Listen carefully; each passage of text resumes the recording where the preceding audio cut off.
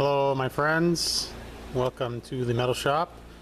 Today I got a couple of quick projects, probably going to do a couple of videos. Nothing real big. Hopefully hope you find it interesting, informative.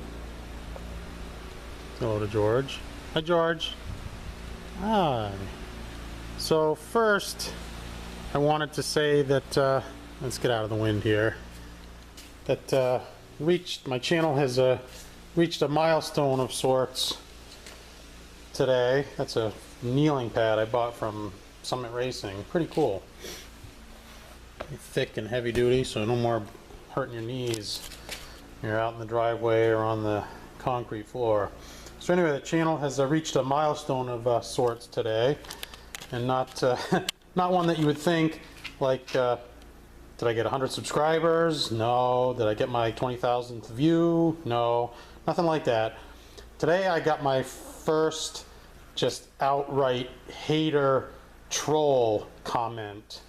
And this was it was on one of my earlier guitar videos, not the car related stuff. And this guy, just pure venom, called me an idiot, said my guitar playing was shitty, and said that my guitar rig and amplifier, my tone, sucked.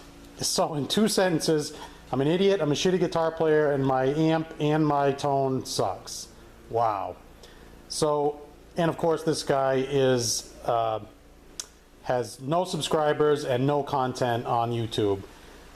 So this guy, this loser, if you know, whatever, pal, if that's what it takes to make you feel better about yourself, to be a an internet tough guy and just slander the hell out of a video. I mean, believe me, I'm no shrinking violet. I can take criticism with the best of them. I just prefer that it be creative, that it's constructive criticism, and I'd be happy to respond and happy to have a dialogue about something like that. But just a bitter, outright venomous hatred. I found it humorous. So there's my milestone for the day. Woohoo, haters! So let's see, what do we have? A little unboxing here. This is the latest little gadget that I have. Wow, this thing is I've already peeked, but I figured you might like a little unboxing. So what this is, wow, I mean, wow, this thing, you'd think we got the whole diamond in here or something. From Aeroforce, the Explorer single gauge pod from Aeroforce. Now, before I open this up, I had a real hard time finding any gauge accessories for this generation of Explorer from 2011 through present. I searched and searched. I searched eBay, Autometer, the gauge giant. I searched their website, of course, and I could not find anything. How I actually found Aeroforce was just through a Google image search. I saw a couple of pictures of a modern Explorer with this neat little gauge pod. So I clicked on the pictures, took me to Aeroforce, and found it.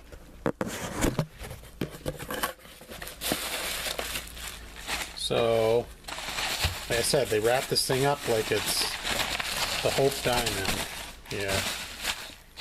But once you get inside, and I don't know if the videos can do this justice or not, but this is a super nice piece. This is quality. This is some sort of, I don't know if they print this with a 3D printer, if this is some kind of roto molded, vacuum formed, but if you can see the thickness there, I mean, it's a solid, close to a quarter of an inch, I guess. That is how thick the plastic is on this piece. And you can see what this does is this snaps right in place of your defrost vent, and it will still allow the air to flow through the defrost vent. But this is a super high quality, nice piece. It was $100. So I was a little, initially, you shell out. I was a little put off by the price. I'm like, seriously, $100 for a gauge pod? But this isn't some kind of mass-produced piece made of, you know, thin, crappy plastic. This is a nice piece. All right, and there is the underside. They also give you this adhesive caulk. I always called this stuff dum-dum.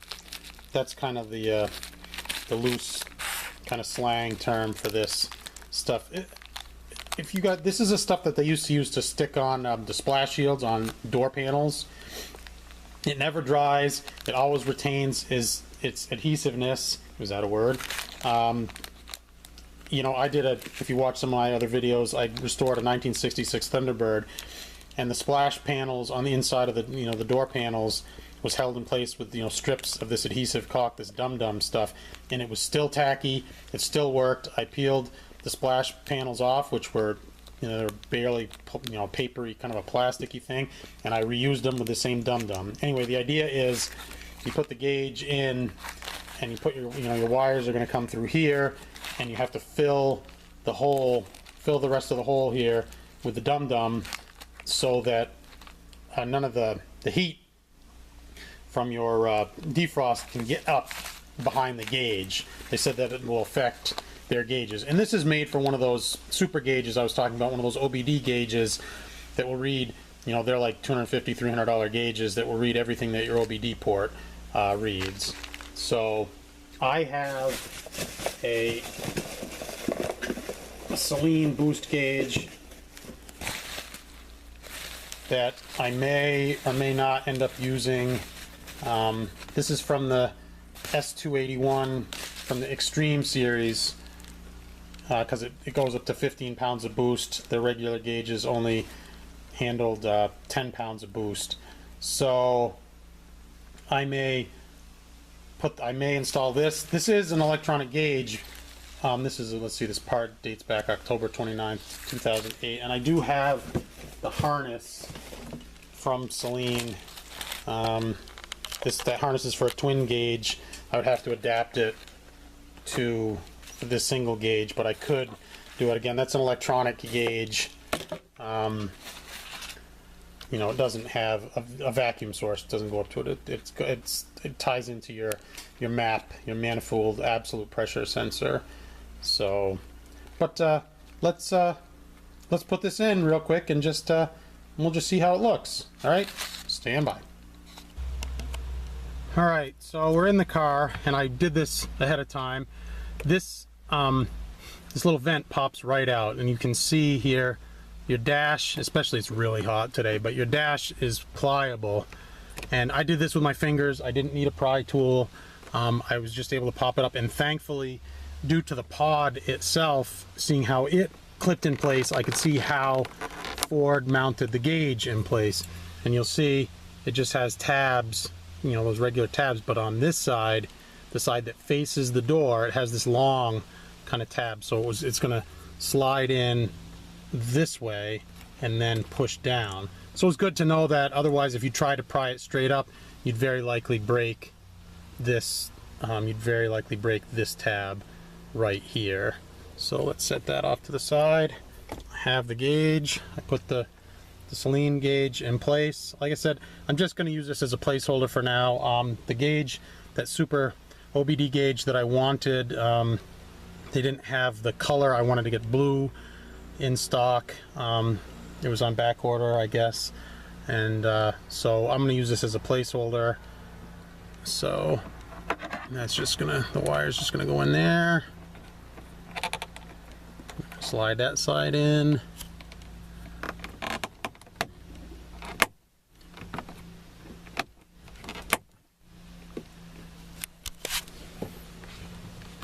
There. Getting all those tabs in place.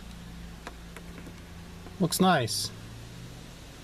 I think the boost gauge itself, which is really just kind of pressure fit in place with those tabs, I'm gonna have to rotate it just a little bit. I believe it's not quite level where I'd like it, but yeah, all those tabs are locked in place. So when you go to put the gauge in, you pop that panel out. You have to pop this out, and then between the hole that you have here and the hole that you have here. You can fish. They give you 5 feet of wire.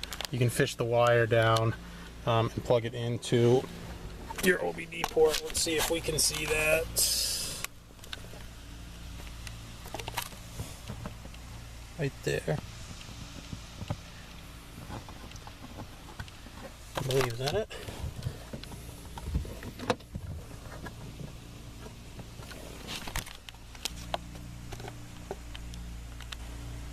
There is the OBD port. Sorry about that. Tried to do it while I was sitting in the seat. Tried to be lazy. So yeah, it will.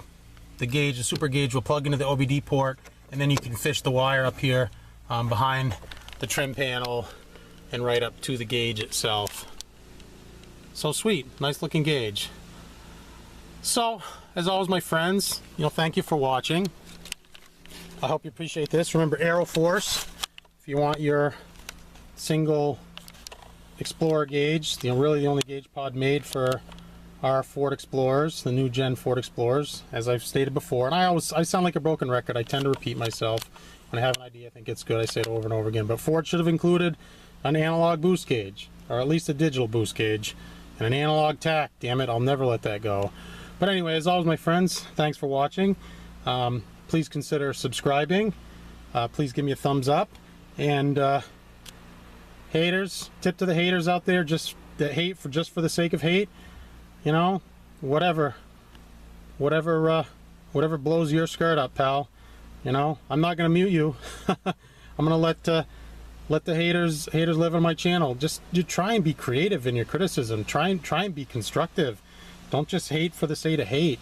But I guess that comes with it. With the popularity of your channel comes the haters. All right, my friends, take care.